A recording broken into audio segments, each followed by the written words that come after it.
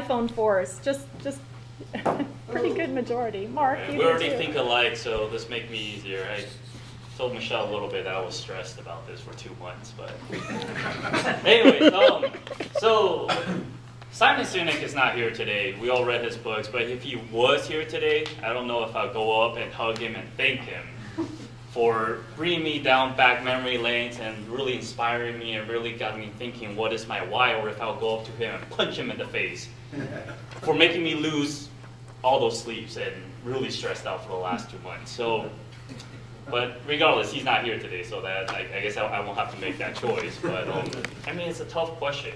It's a simple question on its face. What is your why? But it's really, really tough. I don't know if everybody experienced that, it was just me, but it was really hard thinking about it. And I'm going to talk a little bit about that struggle. That's what my topic is. I first saw Simon Sinek on YouTube with his TED Talk. It was 20 minutes, and I loved it. I saw it. It was good. It was inspiring. And I thought, you know, I agree with him. So I'm going to sit down and I'm going to think about what is my why? What is it that I believe? And I did. You know, it took me 2 or 3 days, and I said, in fact, I came up with a statement, and that statement sits on the front page of my website right now. It says something like, we believe entrepreneurs should focus on taking over the world, not building an accounting department, so we have built one for you. And that was my why, and I was done, and that was it. But then, because of this conference, I picked up the book. And I'm an avid reader. I love reading. I read a lot of books. Usually a book that size takes me 3 or 4 days, 1 week top to finish. But this book took me a month. It wasn't because it was hard to read or it was bad, it was good, but it was because I keep thinking about my why. And every chapter that I flip through, I have new insight, new ideas, and I keep thinking, the more I read, the more I feel like my original statement, what I believed, was inadequate. It wasn't enough. So I started thinking, it was almost like I was 8 again. You know, when you're 8 and your mother says, don't touch that. He says, why? And he says, because it's fire. And he said, why don't I want to touch fire? He says, because it's hot, it'll burn you. And you go, oh.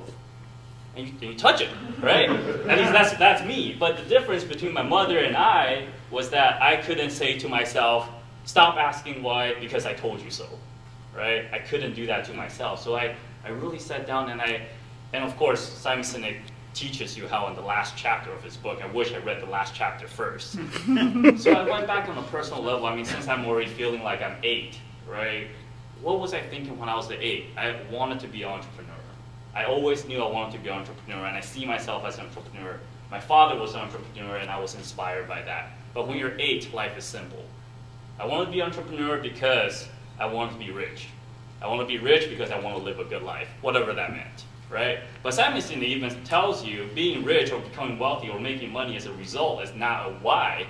And then I didn't figure that out. I didn't know that was what it's called, but maybe my high school, end of my high school, freshman year in college, I started thinking that making money wasn't my destination in life.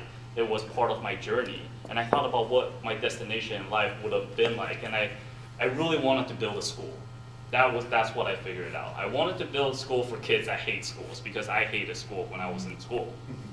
I mean, I didn't like to do all the curriculums, but I met a teacher who told me I can be great at anything that I want to be. I don't have to follow the rules that was laid out to me. And I want to do that when I'm able to other kids. I want to give them that opportunity. I want to tell them, you may be terrible at English and math, but if you're great at computers, let me help you, and through commerce, through business, connect you with the right people, with the right corporation, and let me help you be great at that, give you a chance at that. And I take that, but that's my personal why at the end of the day. And they say the most rewarding thing in life is to help others, right? And I take that back to DeepSky, to what my company is doing today. We're the outsourced accounting department, building these financials to them, giving them advice, giving them information, giving them knowledge, and the confidence to build their company, to build their why, to build their dream. So what DeepSky is, we're really the how to their why, right? Or accountants, lawyers, that's what we are. We're the how to their why, so they have a chance, better opportunity to be great. So in turn, we achieve our why and our, I guess, to be great. That's it.